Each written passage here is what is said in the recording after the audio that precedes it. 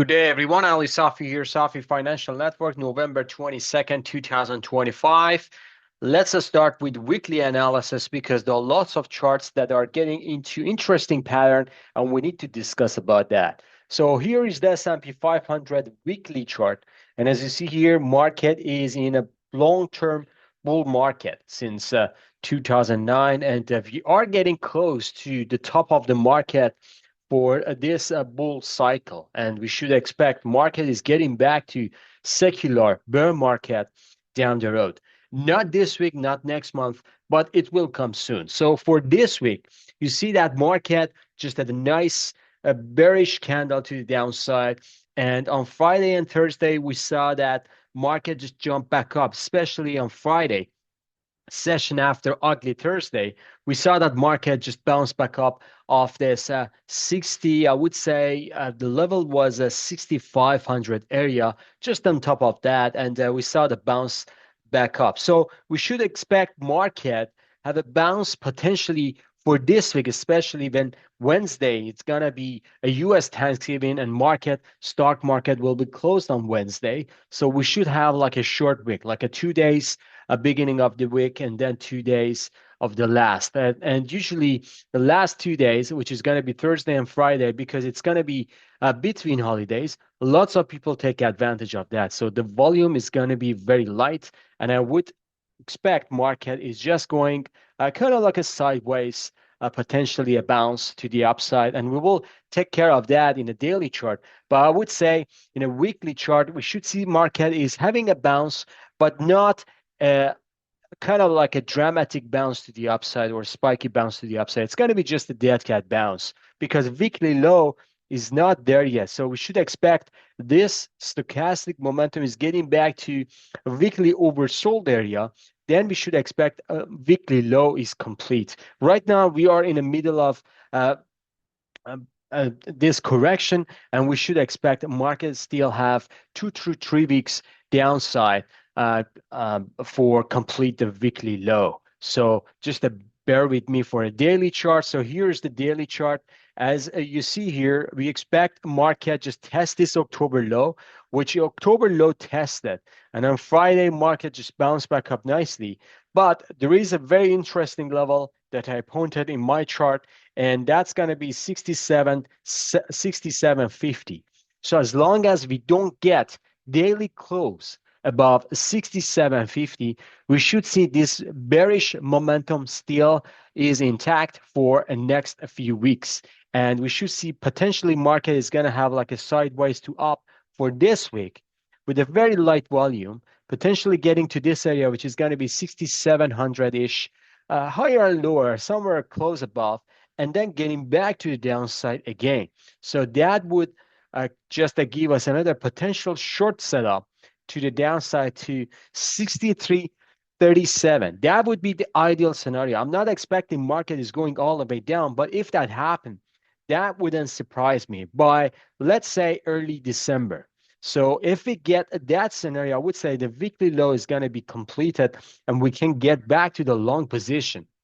And this long position is going to be a potentially final long position before a major market top in 2026. So there is another level which I pointed in my chart, but I don't expect market is going drastically all the way down to potentially 6,000 or 5,900. So we will see how it goes. But 63.37, that's going to be the area for S&P 500 to see how market is react. Moving on to the Nasdaq daily chart, and you see the same scenario here. We got a pretty nice bearish momentum to the downside. We tested SMA 20, and also we test this individual or institutional level for the market in August.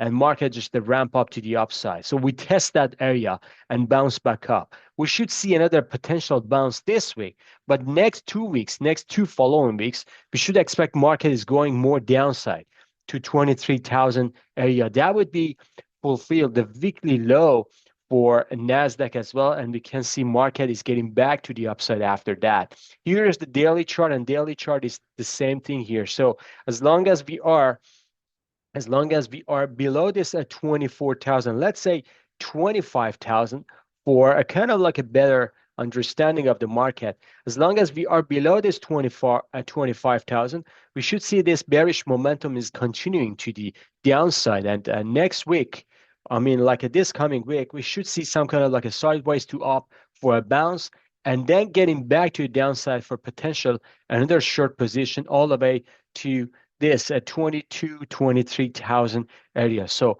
bear with me, so we can see some kind of like a bullish momentum again coming back this week, but it can give us potential a short setup to the downside for another final dip potentially to 22 to 23,000 area for a nice bottoming formation for potentially new all-time high in 2026 by early 2026, and then we can get back potentially to our bigger picture, which is not that beautiful as I just posted my subscribers. Moving on to Dow Jones weekly chart. So we got a bearish momentum to the downside, the same scenario. We're still looking for potential upside, but getting back to a downside soon.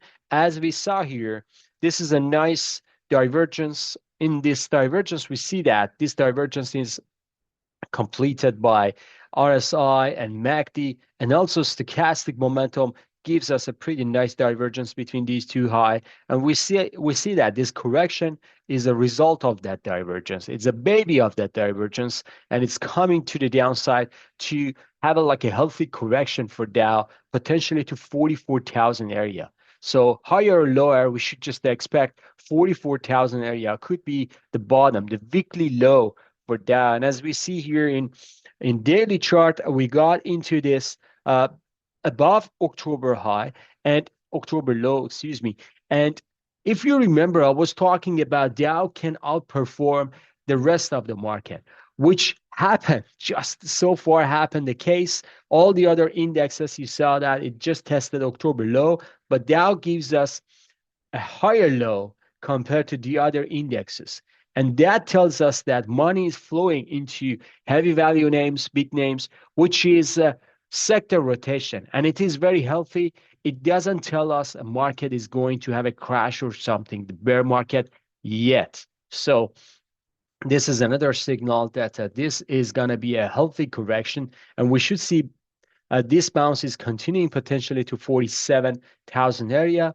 And then after that, we should see another potential bear setup to test this low, potentially October low, or even slightly lower than that. So we will see how it goes with the market. Moving on to gold weekly chart.